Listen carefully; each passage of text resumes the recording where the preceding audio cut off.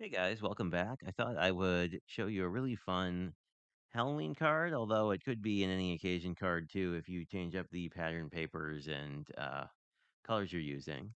I grabbed this little bat die as well as the bat stamp set, and I use these two. I use the one that says beware, and I also use the standard bat, and I stamp those onto sort of a goldenrod colored cardstock and then die cut them out and then used a little bit of, oh, let me zoom you in so you can see that better. Here we go.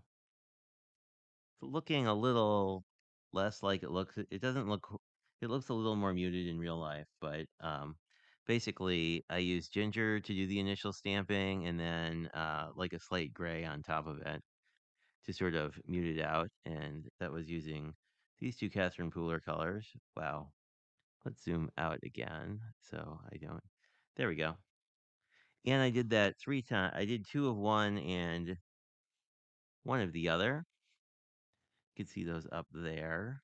Well, you could. There we go. Well, let's take a look. Here we go. And let me walk you through what I cut and what we're making. So we started, I started with a piece of card base. I opted to do a nice craft, and this is 11, so a full sheet long ways by 5.5. This is scored in a bunch of places, and I reinforced it so it would show up a little bit better on camera. This is scored at 1 3/4, 3.5, 7.5, and 9 1/4. And basically, the two middle folds are valleys, and the two outer folds are mountains. So this all comes together to make a sort of like a double Z fold. And then we're going to mat sort of our area where we can write a message here. But I wanted to get a nice sentiment on that. In addition to that, I also cut two pieces which are 4 by 1 3/4 and one that is 4 by 1 7/8. So if we look at that, we can see that this middle one is longer, and that's going to be the middle of the card. And then I cut similar pieces. These are 1.5 by 3 3/4, and this is 1 5/8 by 3 3/4. So those will all mat on here. So what this ends up making is a card where you have one on one side and two on the other. So it's basically like a double Z fold with kind of a neat um, front part. And then we're gonna put the bats on that, obviously. But the first thing I wanted to do is to just get a sentiment stamped out. And I don't know if you guys are interested in watching the stamping. I kind of go both ways. I kind of feel like videos are a little bit easier to follow when the stamping's all done and you can just sort of focus on the process. But let me know. I'm happy to do it either way. So I'm using a sentiment from the Halloween collection and the same ginger ink. And we got a pretty nice impression the first time without trying too hard. That is always nice. Um, and if you do get things a little crooked, it is Halloween, so that is totally fine. I'm just going to wipe the ink off of there and get my Misty out of the way and make sure I didn't lose any bats in the process. I did not. And let's start putting this together.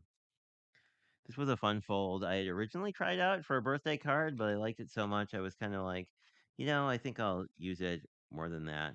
I will save this piece. We will put it in last, and I'm just going to use my bone folder just to sort of reinforce this. Um, so the edges should line up to the edges. If you have any overhang, you may want to cut that off.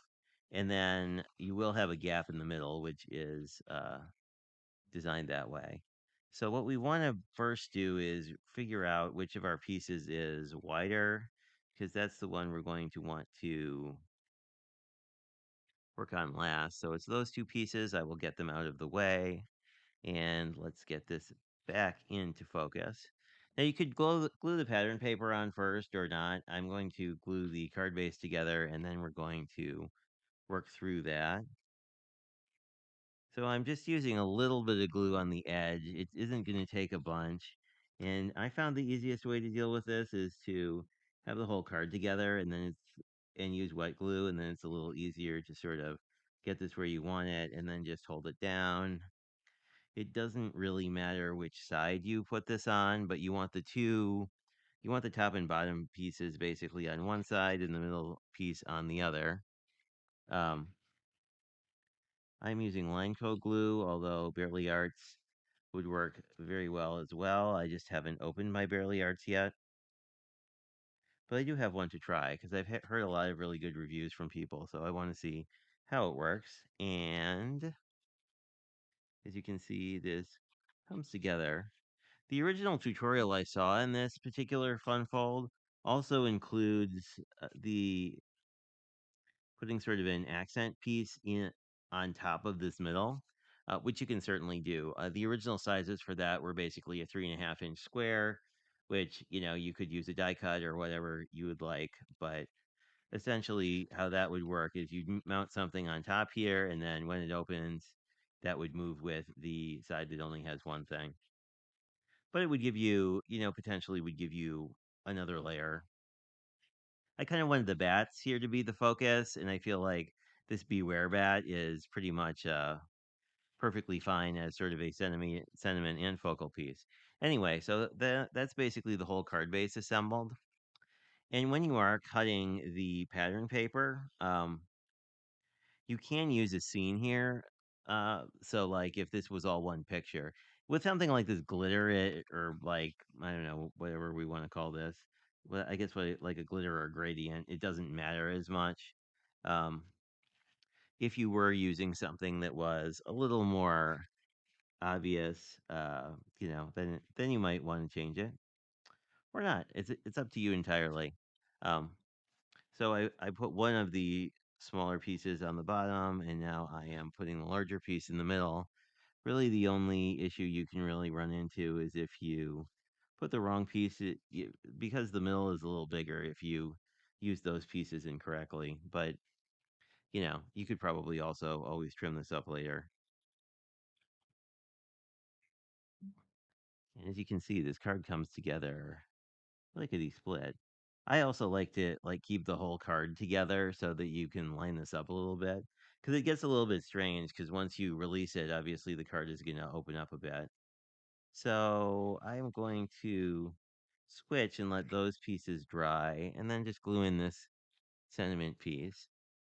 I really like the font on Happy Halloween, and this is a really cool set because, and there's a link below if you're interested in seeing more of it. But you get the four bats, and you get two different sentiments, and a spider web, and a little demon head. I didn't use the demon head, but I could see using the spider web, like if you over stamped it in like a silver or something on here. Sorry, I was off camera, but you could do that in one or multiple of the corners just to give it a little bit more interest if you want to do that. I am just going to move this up. I did get a new camera, which I'm liking quite a lot because it seems to focus much better on the elements that are on my desk. Um, and I'm totally a wet glue person, so that's why I use wet glue. You could certainly do this with double-sided tape pretty easily, but mine needs to be refilled at the moment. Um, so all that's pretty much together, and now all we need to do is decorate. I'm going to glue these flat because a number of my Halloween cards have to ship internationally this year, but you could certainly pop this up. I guess the one thing I would do is sort of to make sure your bats are have some movement. Like I wouldn't glue them all in a row. I would have them doing what they're doing, just sort of fluttering around and having a good time. I've really been liking these simpler stamps, like the one I currently have in my hand that we are going to put down here. I really think the slate really kind of gives it a more, I don't know, vintage, grungy, Halloweeny vibe to me. Oop, we dropped one. Um, but yeah, I'm really liking how this is coming together. And I always like when you get sort of a mix of sentiments and images in stamp sets, just because it feels like you don't have to then go and buy another stamp set for the other stuff. I guess the one sort of caveat to that is I love like simple greetings, kind of um just sort of your basic greetings all in one stamp set because there's a lot of stuff I use a lot. So that is how this came out. I think this looks like a fantastically spooky card, but it also is like it's not particularly scary. I mean, the imagery of these bats is pretty on the spooky side, but um, I still think it would be appealing to someone who's more of a cute Halloween person. But I don't know. I love how this came out, and I think it's also neat because it displays pretty nicely when it's interlocked. So you have sort of this other way that you can display it as well, right? So it can look like this, and then you could just have it sitting on a mantle or whatnot. As you may have noticed, I like cards that stand up. So anyway, thanks for checking this out, and I hope you guys have a great day.